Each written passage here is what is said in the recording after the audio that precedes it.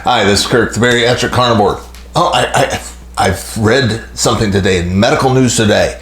Absolutely will change your life. I mean, frankly, this is stunning to me. I am so glad that I saw this story today. And this story was drinking coffee, caffeine leads to weight loss and stronger bones. And that is the typical clickbaity headline that you see on a regular basis. And you know what's going to happen next week? This same publication is going to run a story that says, boy, drinking 2 cups of coffee is going to cause you to drop dead in the next 48 hours, according to this latest study. This is the type of stuff that passes off as medical news that keeps driving everybody nuts. Some days caffeine is good, some days it's bad. And the question is, why are you listening to this crap? Because frankly, this is majoring in the minors. Take a look at the big picture. We as a species have been drinking coffee for over 500 years.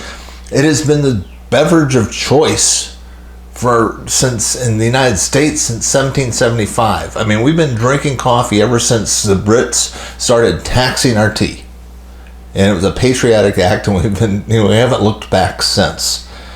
If you like coffee, don't worry about whether, there's no evidence, and there will never be any evidence that's got a deleterious health effect, because you can take a look at the big picture and apply your common sense and going, you know what, we've been drinking for a long time, and there weren't any really major serious diseases that suddenly changed. I mean, you can't look at, the 20th century and say, was there a change in coffee consumption that led to all this diabetes and obesity? No, that was constant.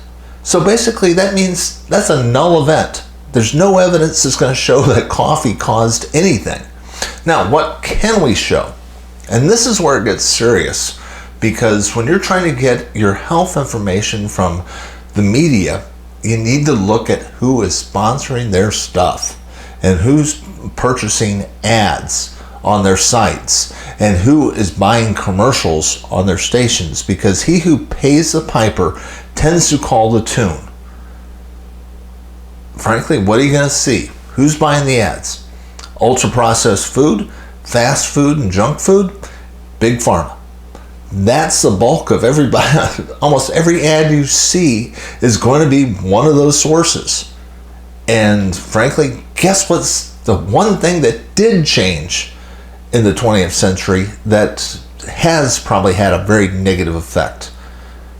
We've brought in a lot more sugar, high fructose corn syrup in the 1970s, vegetable seed oils, ultra processed foods. This is the stuff that popped up into our food system. And guess what's happened since then? Heart attacks go from basically 0 at the beginning of the 20th century to the #1 killer in this country. I wonder if there's a link. Geez, why doesn't the news media cover it? Because their ads are paid for by Crisco, Big Sugar, ultra-processed foods. Well, why doesn't our government say anything about it? They're subsidizing this junk. Our tax dollars are paying for corn, wheat, sugar. We're subsidizing all these products that are in our food supply. They're not subsidizing meat, trust me on that one. So everything, that every institution that should be looking after your health, you'd think that maybe the media might cover it. No, they are not going to be running stories on the important stuff. And frankly, they're trying to get clicks. So they will always run really cool stories that don't deal with the major stuff in life, like eating a proper diet, getting exercise and sleep and stuff like that, because nobody can make any money on that stuff. Instead, they want to sell you studies on clickbait stuff like take this latest and greatest drug, or take this latest supplement. But frankly, you can't supplement your way out of a bad lifestyle. I mean, if you're not eating a proper human diet, meat-based, with getting exercise, adequate sleep, no supplement in the world is going to make any difference at all. It just, frankly, it won't.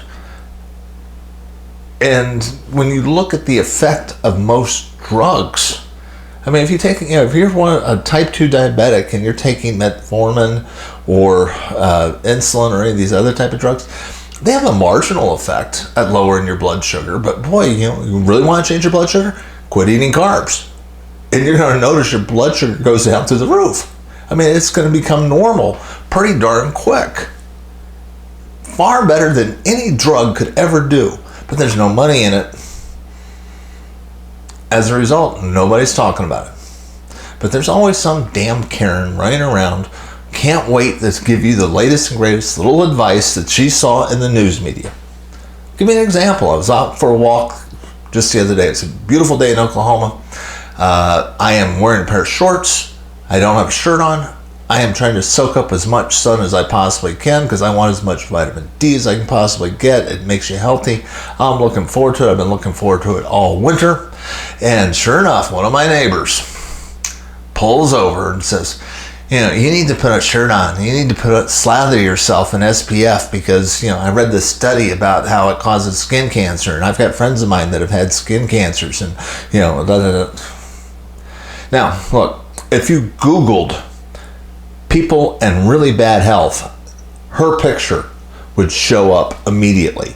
I mean, this person is not a beacon of health. I mean, she's 5'2" and weighs over 200 pounds. And she's trying to give me health advice? Come on, give me a break. So what do you do in that type of situation? Well, I tell you exactly what I did. I looked her straight in the eye and said, you may be right. And then walked on. Don't get in fights of Karens. They're not worth your time. And technically it's true.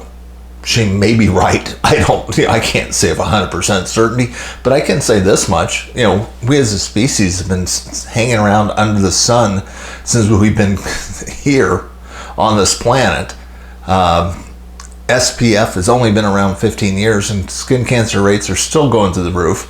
Matter of fact, they didn't get bad until we started introducing vegetable seed oil. I think there might be a link, but that's just me. But frankly, nobody's going to do a study on it because if you did, people might actually start asking some serious questions like, what exactly is in that seed oil? And why did, the people that don't eat seed oil lose photosensitivity?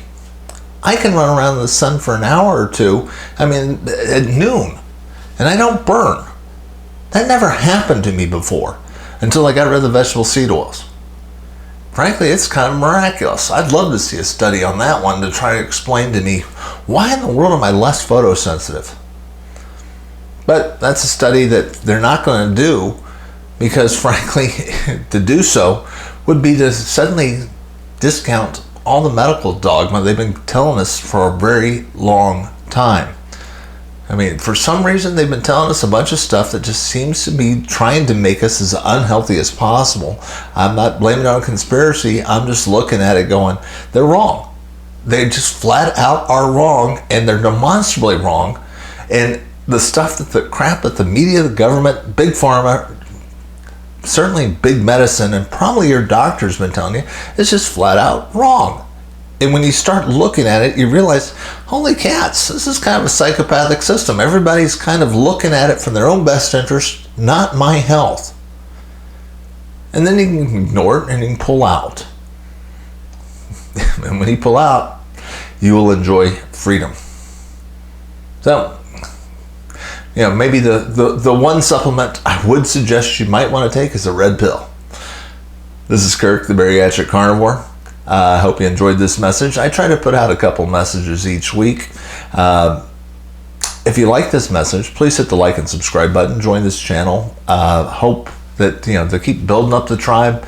I keep getting messages from folks that have had bariatric surgery or are switching to low carb and enjoying great results. And, and I appreciate it. And I enjoy the feedback. And I'm glad that there's people that are watching this channel and getting something from it. I will hopefully be able to continue doing it for a long time. I will talk to you again soon.